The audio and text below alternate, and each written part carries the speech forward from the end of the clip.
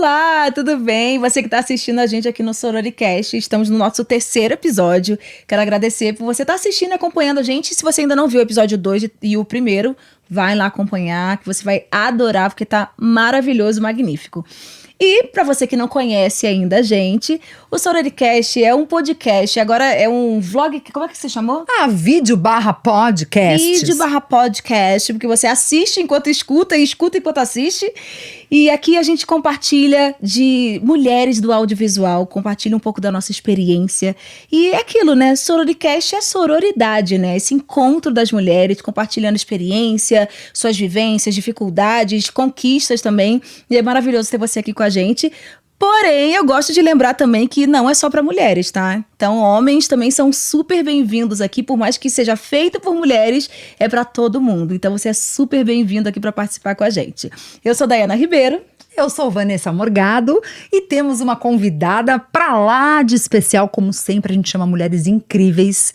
E ela é uma dessas mulheres, com certeza.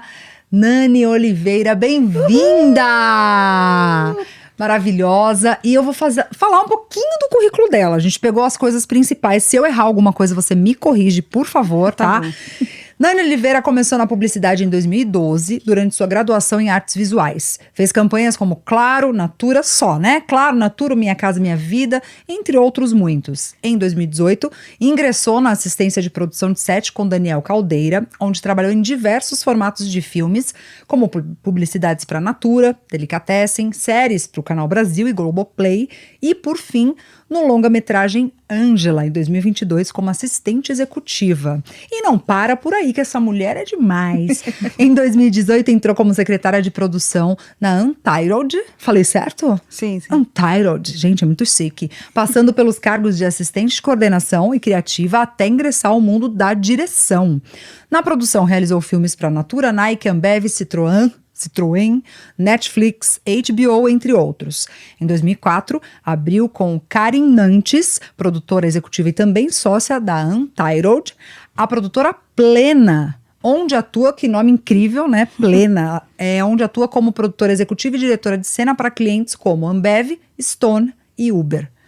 Gente, adoro falar currículo assim de sucesso. É chique, que a gente até respira no final. Mulher! Em que momento? Começou com 5 anos? Como que foi essa trajetória? Conta pra gente. Esse currículo gigante aí, maravilhoso. É muita coisa, né? A gente não dorme. Não, exatamente. Em que pra momento fazer tudo isso em pouco tempo. Exatamente.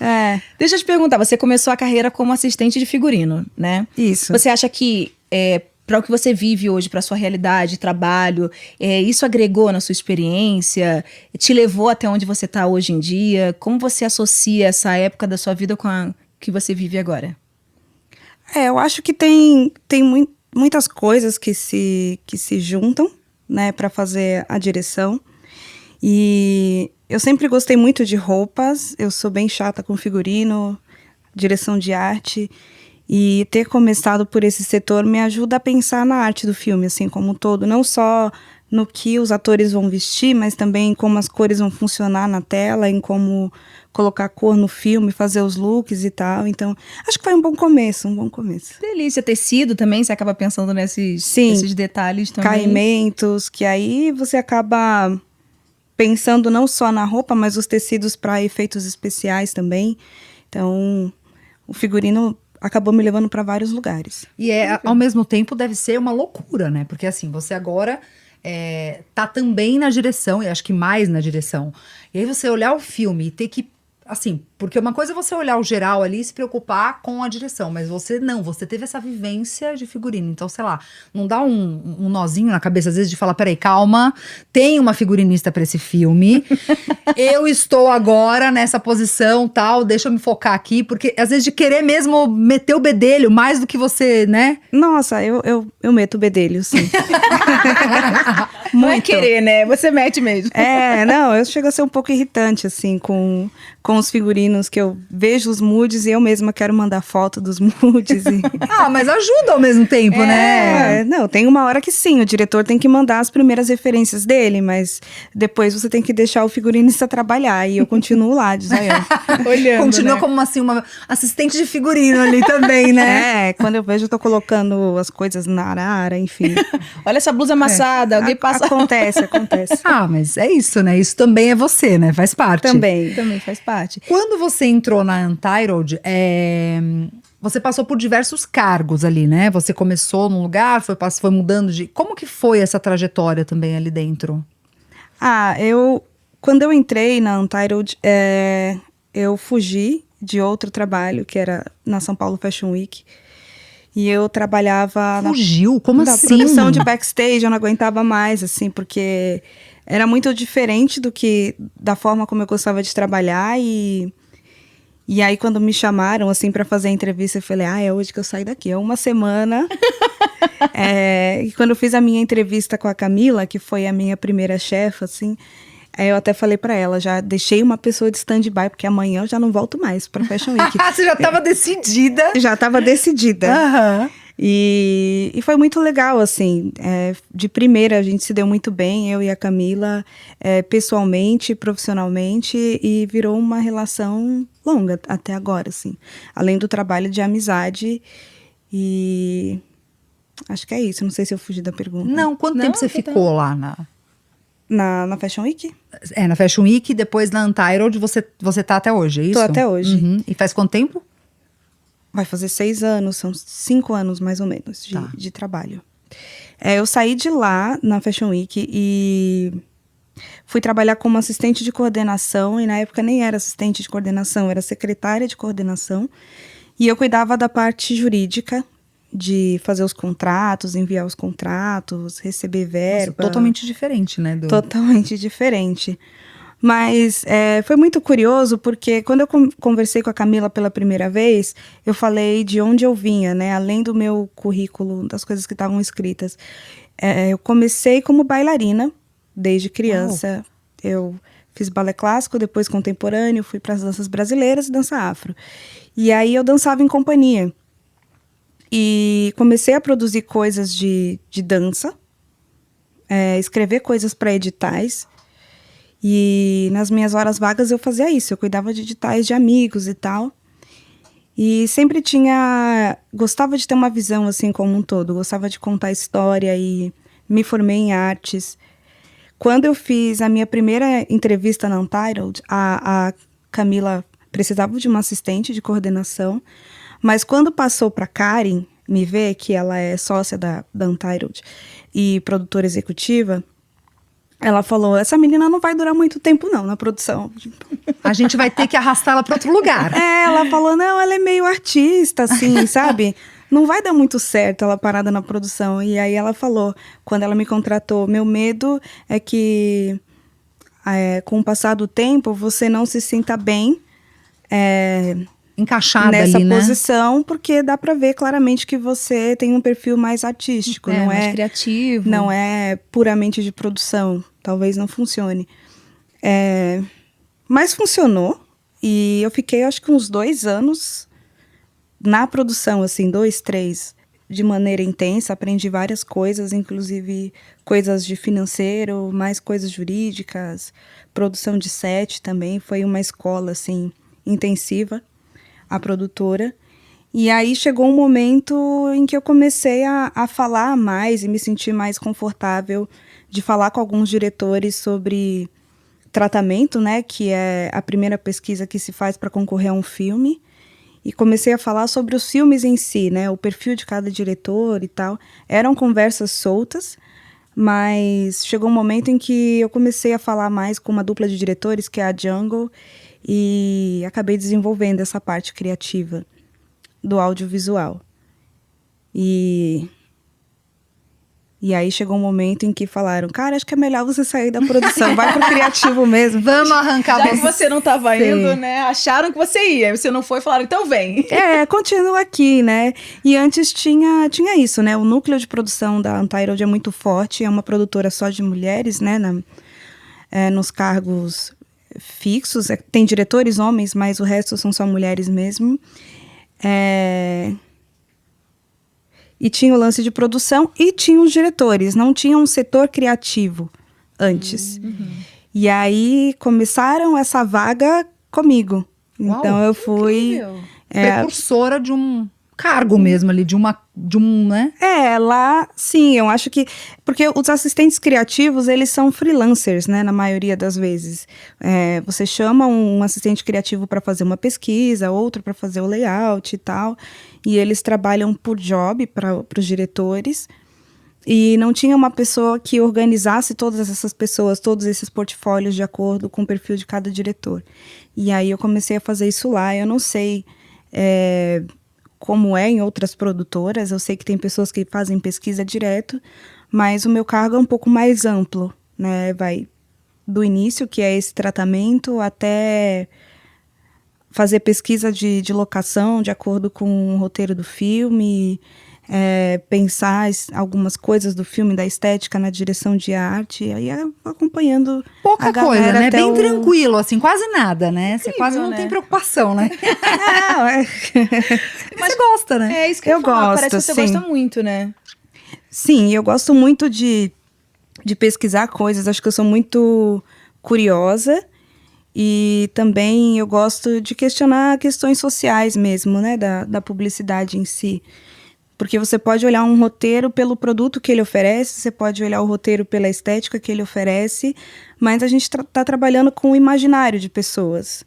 E aí, quando a gente constrói esse imaginário, numa campanha de 30 segundos, 1 minuto, a gente tem que ter muito cuidado com a mensagem que a gente passa. Sim.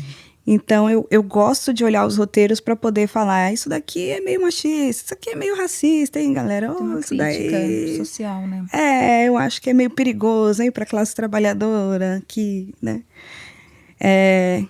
E como eu gosto de dar esses pitacos, assim, eu gosto de me mover em todas as partes. E pelo visto, assim, você não só dá os seus pitacos, mas você também traz soluções para determinadas questões que você mesma levanta, é isso? Sim. Não dá para chegar só com uma pergunta, sem a resposta, senão você deixa a galera mais louca do que realmente tá. Sim. Mas o núcleo de diretores que a gente tem são pessoas muito criativas e também conscientes.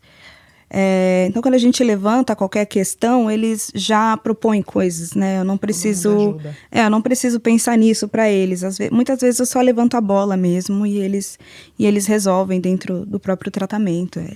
É tranquilo. É só quando é uma questão que é muito específica e é uma área que eu tenho um pouco mais de conhecimento, que aí eu já chego com fatos. Com o pé na porta. O que parece... Pelo menos parece pra mim, é que você tem uma visão muito ampla sobre tudo, né? Tanto que você começou em setor... Você passou por vários setores que são diferentes, são distintos, né? Uhum. E você foi bem desenvolvida, você Você cresceu dentro desse setor que você estava com responsabilidade, com criatividade e se desenvolveu super bem, assim. Então parece que você tem uma visão muito ampla das coisas, assim, não só vendo o que você precisa fazer, mas também em outros setores. Até hoje, né, como diretor ainda tá olhando os pequenos detalhes de outros Sim. setores, né? E você acha que isso tem um pouco de influência da época lá da correria, da loucura do Fashion Week? Fashion Week, ou... Eu acho que sim, acho que tudo influencia. É curioso porque a produtora inteira da coordenação, o atendimento, o executivo, são pessoas que têm esse mesmo perfil. Então, a gente tem uma produtora executiva que entende da parte criativa e que cria soluções também e se mete em todas as reuniões. Um atendimento que entra no grupo de pós-produção, uma coordenadora de pós que fala, esse figurino vai dar ruim na hora de fazer um motion, qualquer coisa assim. Então, é todo mundo muito integrado. Essa é a parte boa de ter uma produtora relativamente pequena, né?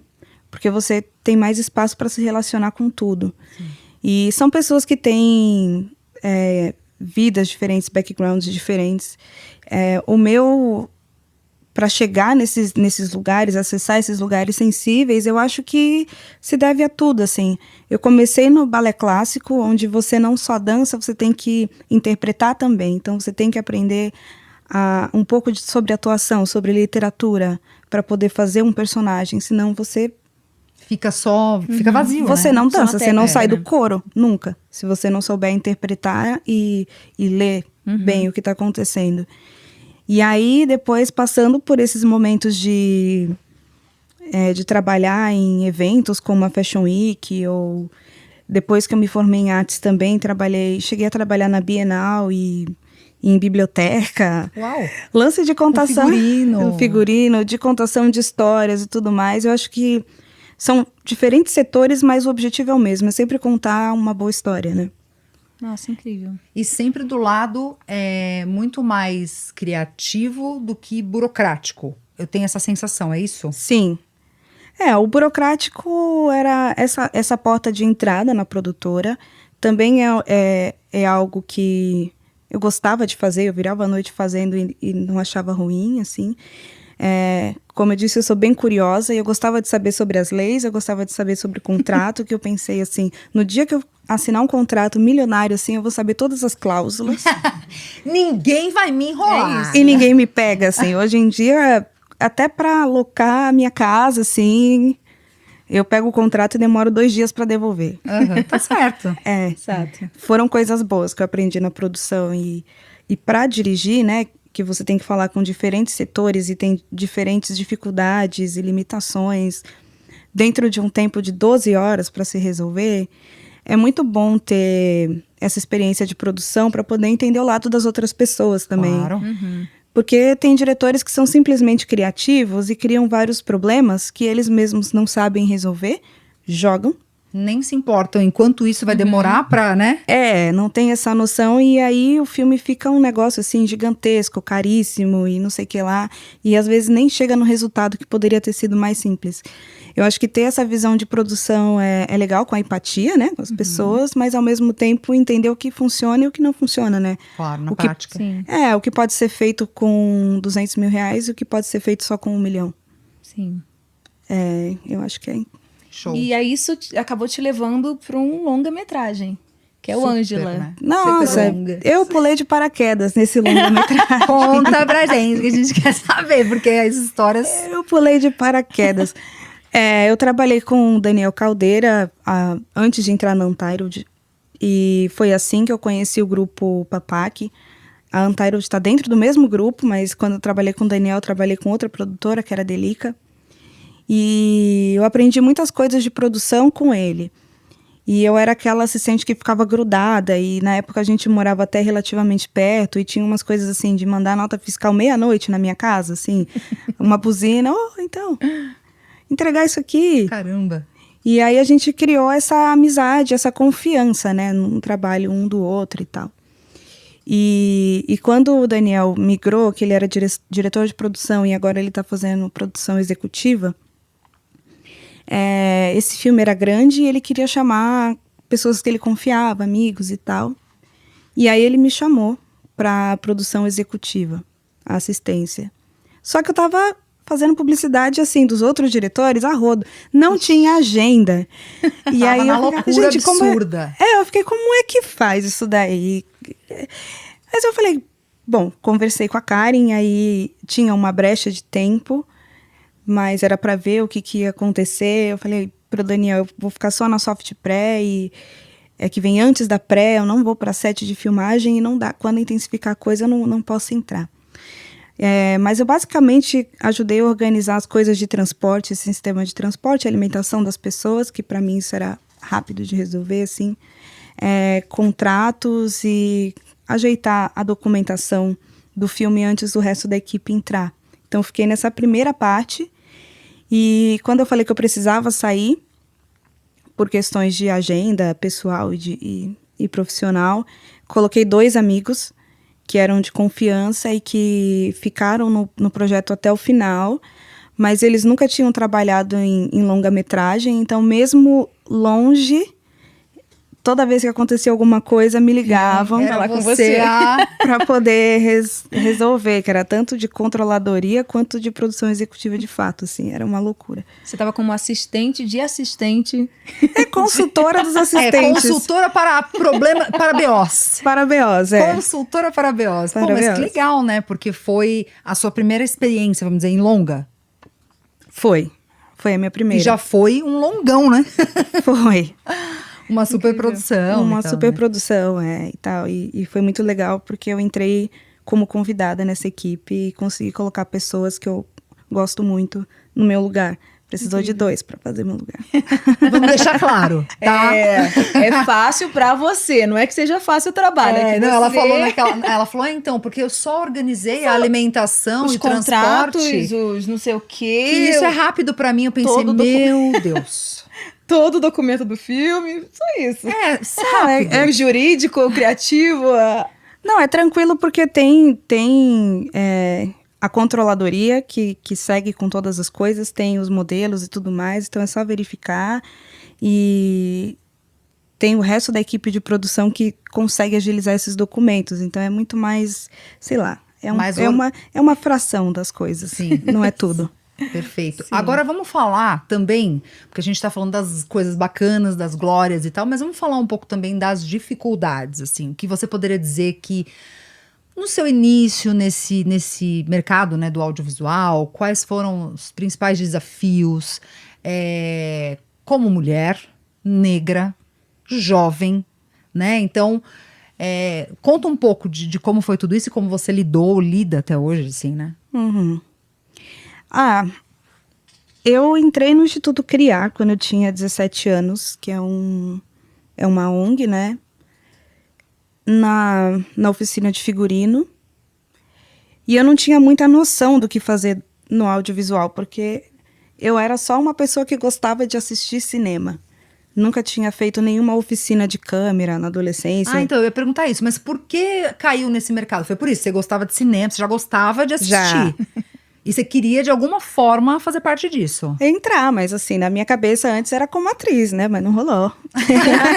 Mas você fez teatro? Eu fiz, mas era... Não. Não feche portas, vai que de Não, repente olha. ainda. Não, eu gosto muito de trabalhar atrás das câmeras, na frente eu acho que... Não. Eu sempre gostei muito de cinema e entrei na dança. Então não era uma primeira vocação trabalhar com cinema. E tinham pessoas da minha idade que tiveram acesso a aulas de câmera e não sei o que lá, e eu nunca tive, porque é tudo muito caro para você fazer qualquer curso de cinema. É caro demais.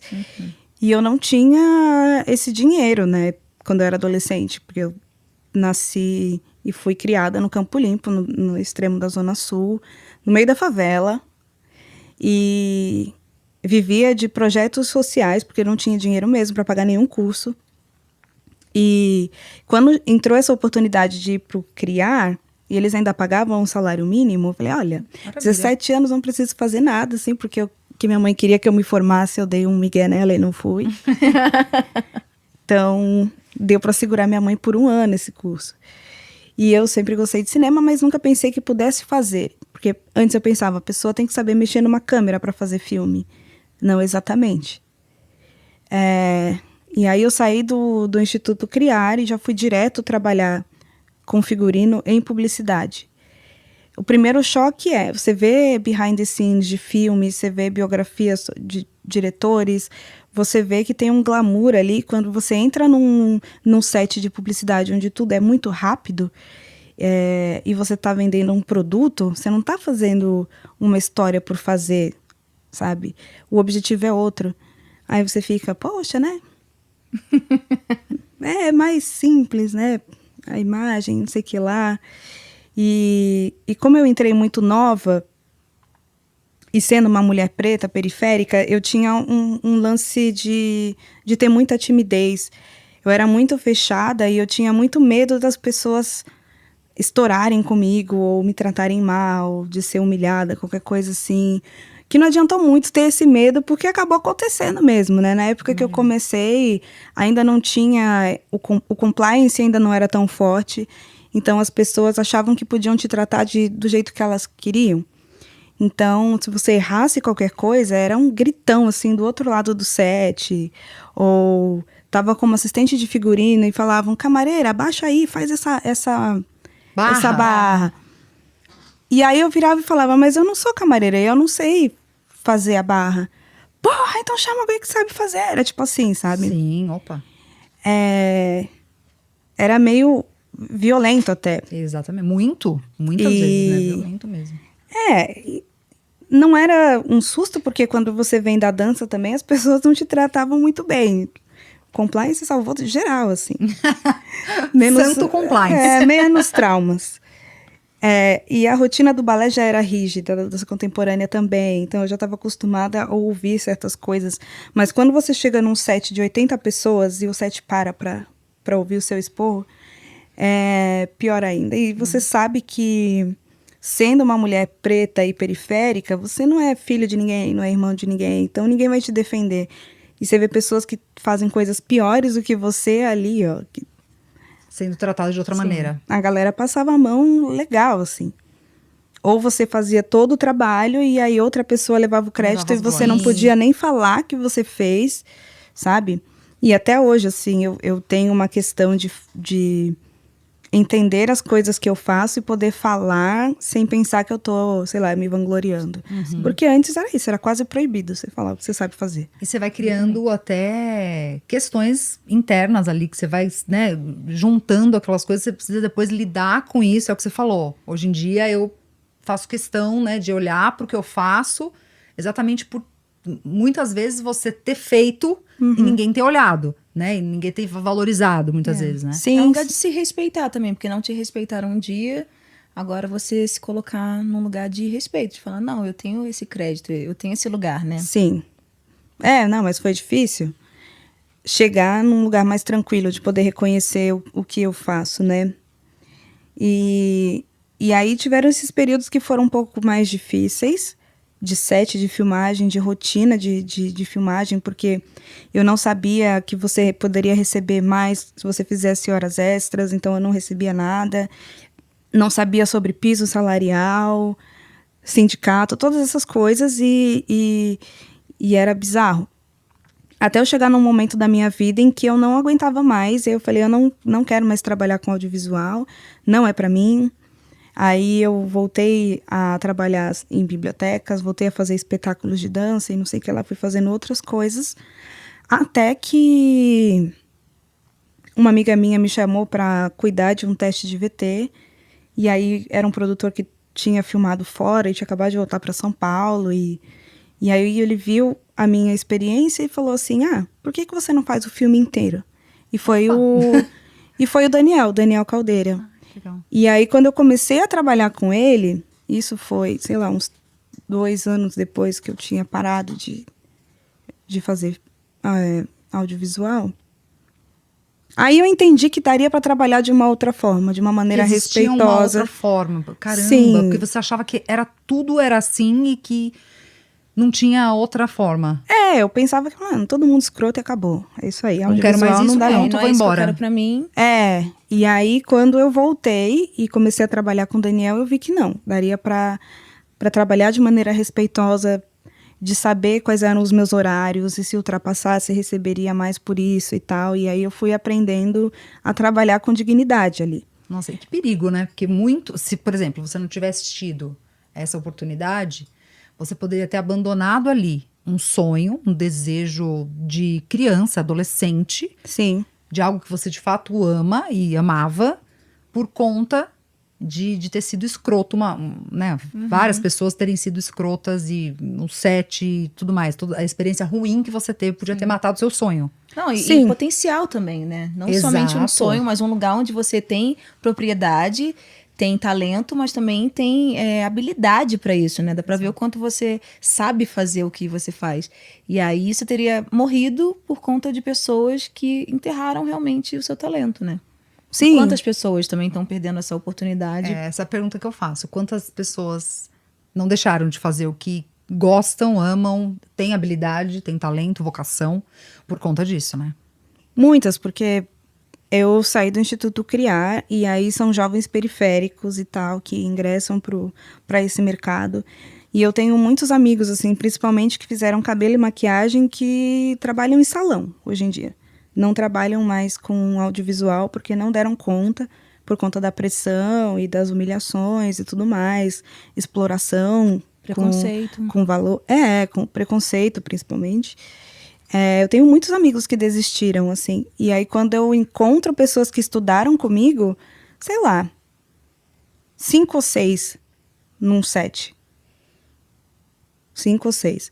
E desses, eu acho que 3 ou 4 entraram em cargos de liderança.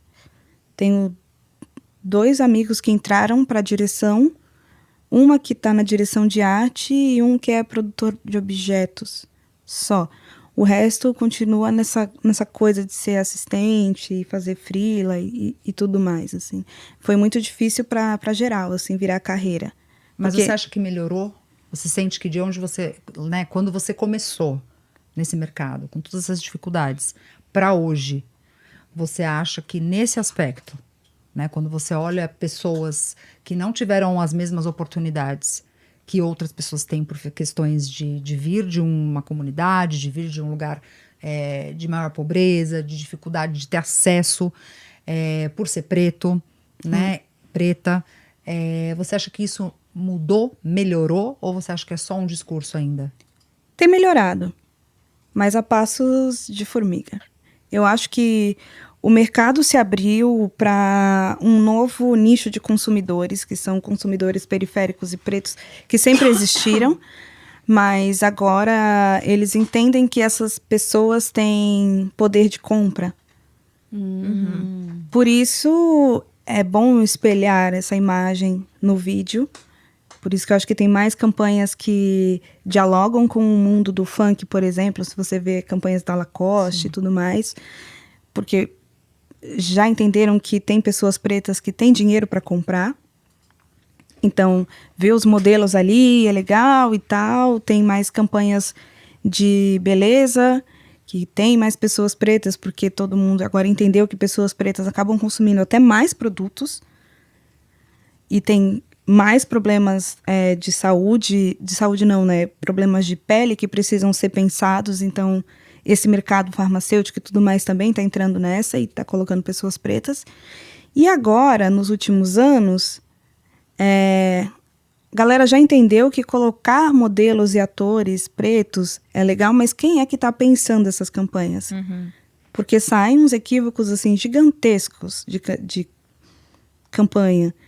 Narrativas racistas, tudo sem querer. Imagens nada a ver com a nossa cultura, apropriações e tudo mais. E para não escorregar nisso de novo, eu vejo que tem mais pessoas pretas no ramo criativo, de agências e tal. Pensando sobre isso. Pensando esses roteiros, algumas, não são tantas, que nas festas de agência e produtora é incrível. Tipo, parece um flash, só tem branco, assim. Você vê 4, 5 pontinhos pretos ali. Ainda. A gente ri pra não chorar, né? Mas você vê os pontinhos pretos ali. Que coisa que antes, assim, nem isso, né? Nem tinha. E aí, agora você vê, para não caírem nessas narrativas erradas e não terem problemas com dinheiro, tem mais criativos pretos pensando em roteiros. E tem iniciativas que vêm principalmente de streamings de fora, de terem equipes de pessoas pretas, LGBTQIA+, e eles são obrigados a terem alguém de head ali, diretor de arte, diretor de fotografia, diretor de cena, em algum momento precisa ter uma pessoa preta ali. Então, tem aumentado, não muito. Eu ainda vejo um mercado muito preconceituoso. Você vê novos diretores pretos fazendo sempre filmes do mesmo nicho, de rap, de clipe, de não sei o que lá. Mas você não vê os grandes filmes, tipo Boticário, Gigantesco, Carésimo. Você não vê filmes de carro, você não vê filmes de banco dirigidos por pessoas pretas. Aonde tem os maiores orçamentos ainda é concentrado em homens héteros, 30 a mais, brancos. Você não vê as apostas ali. Você vê, tipo, mais campanhas de beleza, algumas você vê ações de bebidas e não sei o que lá, não sei o que lá. Aí você vê pessoas pretas em orçamentos menores. Maiores, ainda não sei quem pegou. Pode ser que eu esteja errada, mas nunca vi. Nem eu. Eu também não. E é assim, o que fazer exatamente nesse... Para abrir mais esse mercado. Porque assim, às vezes eu ouço um discurso que vem também assim, não, mas aqui não temos, né? Não temos pessoas prontas para ocupar esses cargos. Tá, mas como que a gente vai ter? A gente vai ter se a gente abrir a possibilidade de formar pessoas para isso, né? Que é assim que o mundo funciona. Você não tem, ninguém nasce pronto. Você acha que essa é a visão que falta também de pessoas que invistam mais nessa formação, invistam mais em novas mentes que venham de todos os lados, né? Sim, eu acho que tem que ter esse programa, esse investimento dessas novas mentes. Mas também acho que as pessoas têm que começar a confiar na gente também, porque tiveram programas como esses há 10 anos atrás de formação. Eu vim de um desses, que é o Instituto Criar. E junto com você vieram muitas pessoas. Muitas pessoas, mas... Onde elas estão, né? Aonde elas estão? Elas estão trabalhando como assistentes das pessoas. Elas estão virando noites, elas têm qualidade de pensamento, têm qualidade técnica, mas as oportunidades não chegam, porque falam, esse filme tem muito dinheiro, eu não vou apostar numa pessoa que está começando agora, assistente de não sei o que lá. As pessoas não ousam. E falando da parte de direção...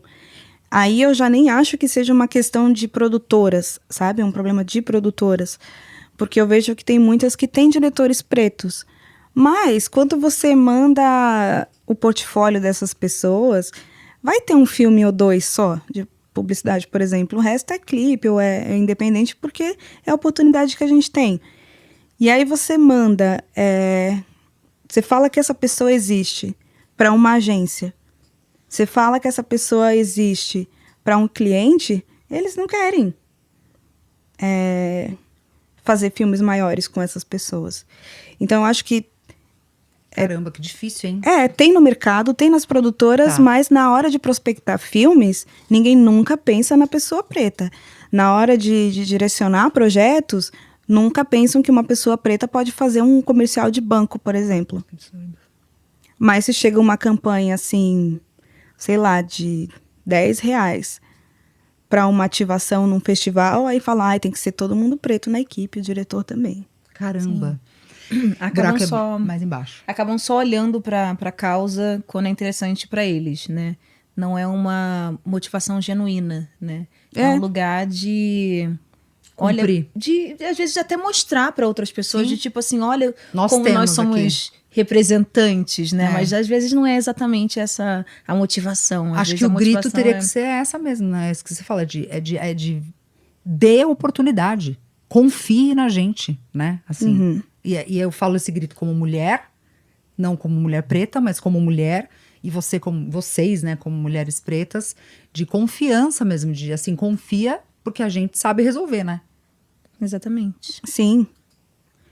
E é até engraçado, assim, que tem falando de um momento bem, bem recente, na produtora onde eu trabalho, eu tive oportunidades muito legais, uma escuta muito ativa, né, das minhas necessidades e das coisas que eu queria fazer.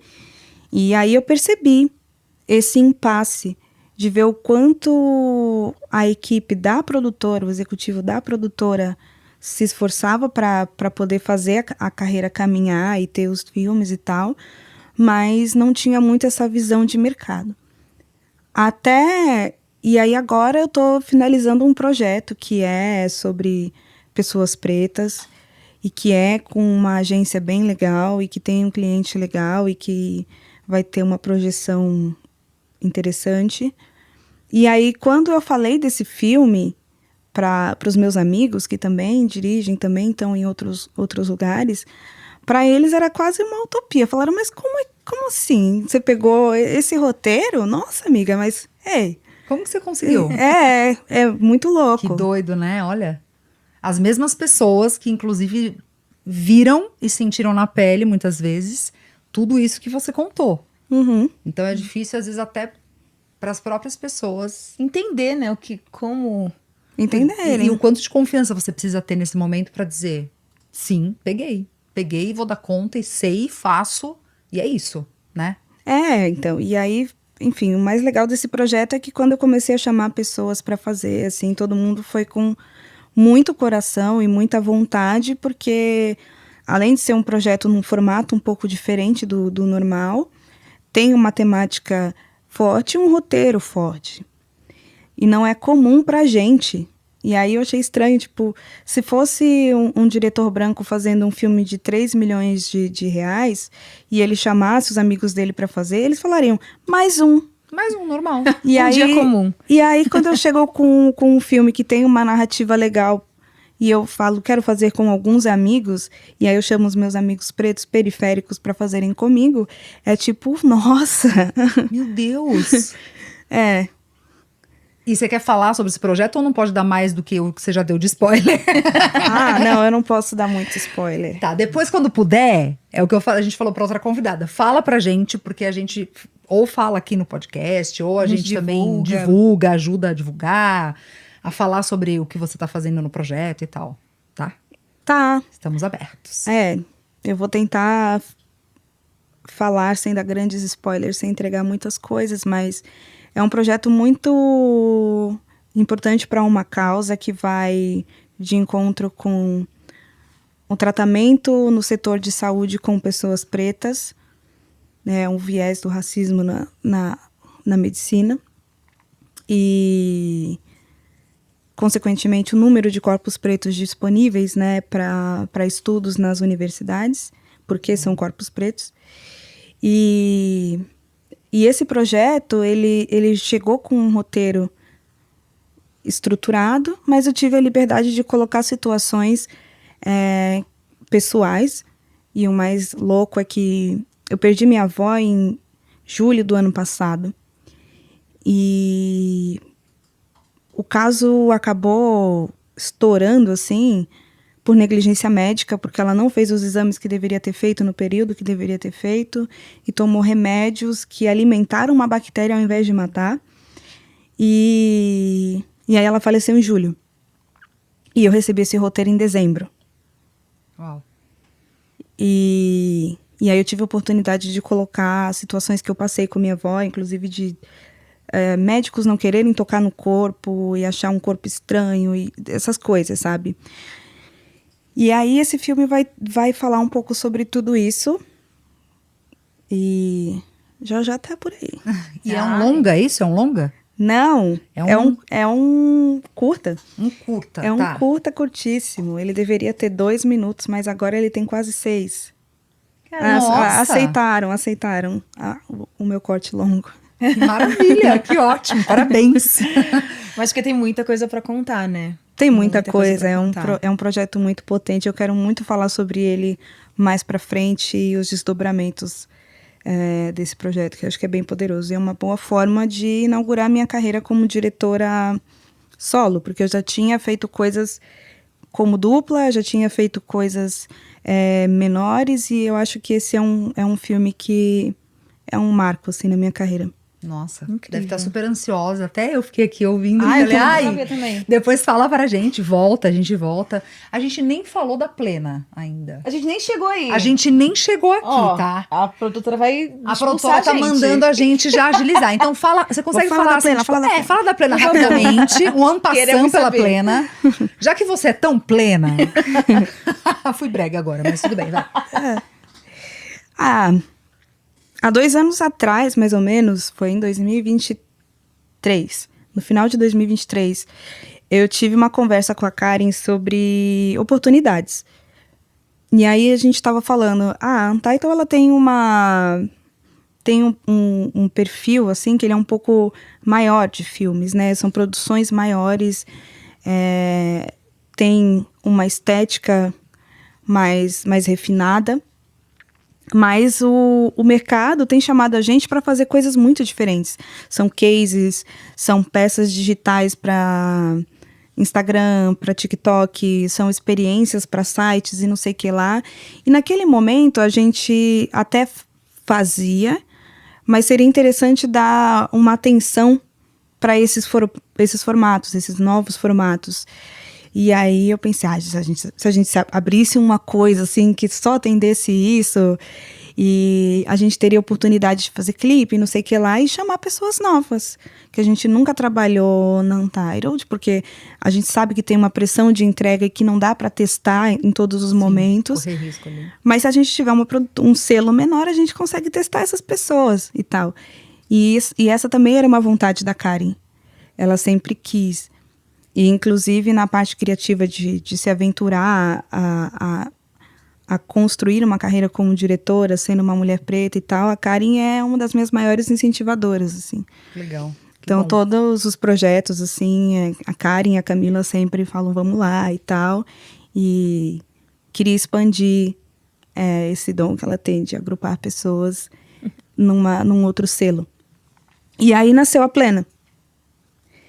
E mesmo sem anúncio, a gente nem tinha falado que a Plena existia, só conversa pequena entre galera de agência e não sei o que lá, a gente acabou pegando umas campanhas, assim, antes de anunciar o selo. Nossa, gente, que sucesso! Credibilidade, né? Total.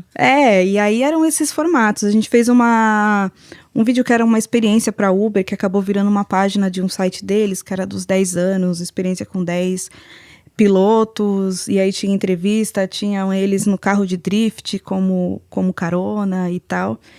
E tem os vídeos, as entrevistas, as fotos, e tudo isso foi nesse novo formato para eles, assim. Campanhas de foto a gente também fez, de Páscoa, de cerveja e tudo mais, que na Untitled a gente não tinha tanto espaço para trabalhar com fotografia, e aí a gente consegue fazer isso na Plena.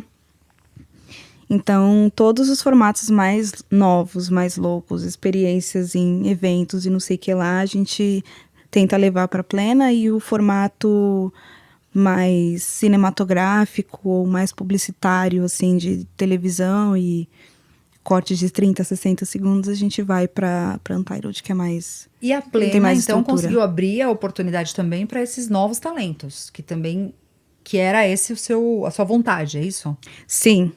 Chegaram pessoas novas, assim, quem a gente vai chamar para fazer a foto, a arte, não sei o que lá. Chegava só com um link de Instagram e falava, vamos nesse aqui.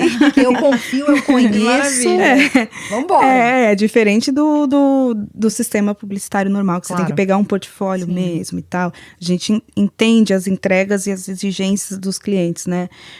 Na Plena a gente consegue ousar mais, e até agora tem dado certo. Não, com certeza, eu ia falar, deve ser surpreendente os resultados, porque cabeças novas, frescas, que estão com sede de trabalhar e de ter oportunidade, né? Uhum. Faz a coisa acontecer de uma maneira diferente, né, também. Acho que... Tem uma coisa que eu falo desde o primeiro episódio aqui no Sororicast, que é quem recebeu a oportunidade, dar a oportunidade é totalmente diferente, né? Porque alguém um dia abriu a porta para você. Isso faz a mente da pessoa sempre estar em prol de abrir portas para outras pessoas, porque a porta que foi aberta para você mudou a sua vida. Uhum. E você agora tem a Exato. oportunidade de mudar outras vidas. E às vezes é uma oportunidade que você pode dar, mas essa oportunidade vai mudar completamente a carreira da pessoa, sabe? Isso é incrível o que você está fazendo, né? E também é incrível quando você fala da Karen, porque a gente vê muita sororidade, que é o nome do nosso podcast. Exato. Sim.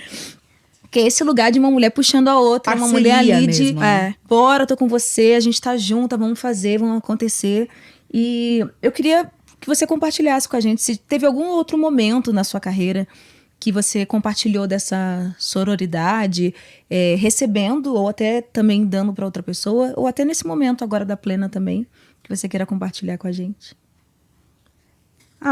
Eu acho que, no geral, quando eu entrei na Untitled, a gente teve vários momentos de embates e não sei o que lá, e eu vi essa sororidade muito grande primeiro com a Camila, porque eu era uma pessoa muito tímida, e aí eu não conseguia cobrar direito. As pessoas falavam, será que você poderia emitir a minha passagem aqui? Nanana. E a Camila, ela é coordenadora de produção, então ela é mais, sabe, mais aberta, e ela falava, fala assim com fulano, se falarem de você e tal. E tiveram momentos em que pessoas tentaram me tratar mal, e aí eu chegava que nem um bebê chorando, Camila, fulano falou não sei o que lá, e ela vinha assim, atrás, assim. Então eu tinha a confiança de estar no set, ninguém poderia falar nada comigo, porque senão eu ia contar pra Camila. Era assim. A Camila era minha amiga maior. Que incrível isso. É legal, né? Assim, de poder ter alguém mesmo ali Sim. que mostre que assim, não, a gente tem que aprender a dizer não, a dar limite, a não deixar as pessoas fazerem o que elas acham que elas têm que fazer, né? Sim. E com o grito dela, de certa forma, você também ganhou voz, né? Sim, agora quem grita é você. Agora me segura. Agora é você que fala pras novas assim, ó, se alguém gritar contigo, só me... E o pior é que é assim mesmo. Agora nasceu um monstrinho ali. Tipo, não tolerarei. É tipo isso, assim. Às Não, vezes... mas tá certo, né? Não dá. É. Não dá pra tolerar. A gente tá, eu sei, a nossa chefa, ela tá assim, vermelha já com as bochechas, assim. Mas então, só pra gente finalizar, se você quiser falar mais alguma coisa que a gente pode ter esquecido, a gente queria falar muitas coisas, então você vai ter que voltar. E aí você já Parte volta 2. falando da parte 2 do seu projeto, que você deu só spoiler. Dei spoilers. Se você quiser citar o nome de você falou várias, mas se você quiser destacar alguma grande mulher que fez parte aí da sua vida, pode ser dentro do audiovisual, pode ser fora dele, mas que, né, realmente teve aí mereceria um destaque para as pessoas também saberem, conhecerem, enfim, falar dessa pessoa. E depois falar os seus arrobas também, para as pessoas acharem você, a produtora. Sim. Cara, esses nomes, olha, eu deveria ter pensado em casa. É que tem muitos, na verdade, né? Tem muitos mesmo. Eu acho que eu começaria falando de mulheres, assim. Quem me deu essa oportunidade de entrar na Untitled foi a Camila Gouveia. E eu acho que ela é uma coordenadora exemplar, assim, de produção, porque ela é expansiva, ela se estressa demais, se pipoca toda de raiva, assim. Mas ela consegue ter amizade com toda a equipe, ela consegue compreender as pessoas, e eu acho isso muito legal, esse equilíbrio. E se eu tô na Untitled foi porque ela me contratou. A segunda pessoa que eu queria falar é a Karen, que, assim, além de ser minha chefa, minha sócia, também é madrinha da minha criança. Então, é uma relação bem intrínseca, de amor, assim, familiar. E é uma pessoa que sempre levanta as outras, é uma pessoa justa, inteligente pra caramba, e daquelas que você pensa, cara, tem um computador na cabeça dela, porque ela sabe resolver todos os problemas do mundo, é incrível. O adulto premium. Sei, adulto premium é maravilhoso. Karen Nantes. Eu quero ser um adulto premium. E a terceira pessoa, eu acho que é uma energia que orbita em mim, em todos os fatores, valores e afins. É para quem eu dedico esse filme também de agora, que é minha avó, Júlia, que faleceu no ano passado, e a pessoa que conseguiu me conseguiu convencer. Eu me convenci mentalmente de fazer uma tatuagem breguíssima com o nome dela e nascimento e um infinito. Eu falei, ponha tudo que seja mais brega nesse mundo que ela merece. Ai, que amor. Quando ela morreu. E eu acho que é a energia dela emanando até hoje que me faz continuar bem, mesmo nas dificuldades. Então é isso. Com certeza. Amém. Incrível. Que lindo. Obrigada mesmo. E compartilha com a gente o arroba, Os pra gente arrobas. seguir. É Nani, Nany, tem o Y porque eu sou da época do Orkut. Nani, _ Princesa da Favela. Adorei! Maravilha. Princesa da Favela, mesmo agora não morando lá, né? Tô morando mais no centro, mas por questões de trabalho, mas a minha quebrada é Campo Limpo, é isso aí. Isso aí, tá no Show. coração, né? Nunca sai. Tô lá toda semana. Quer compartilhar o arroba da Plena também? Sim, @plena.tv. Da Untitled. E a Untitled é untitled.tv também. Tá, perfeito. Depois a gente vai Perfeito. colocar aqui. Eu tô falando que a gente vai colocar, vão ter que se Aí virar, né? a produção não coloca e vocês... Vão ter que se virar pra colocar. É GC que fala, porque na minha época era GC. Imagina. Nossa. Não, gente, que isso? Eu sou uma pessoa jovem. Me respeita. Não ri não, Dai. Gente, muito obrigada. Obrigada, Nani. Você Obrigada, é uma fofa, uma gente. Bom talentosa. participar um pouquinho aí da sua história, conhecer um pouco, além da profissional, conhecer também a Nani. Foi uma delícia ouvir você falando aqui com a que gente. bom, viu? gente. Falei demais. Nossa, falei que não ia falar. Não, de maneira alguma. A gente ficaria... É porque a nossa chefa... A gente tem um timing aqui, né? A gente tem uma Camila aqui que grita também. É, exatamente. Vamos falar os nossos arrobas também. Com certeza. Que é Mulheres do Audiovisual BR. Arroba.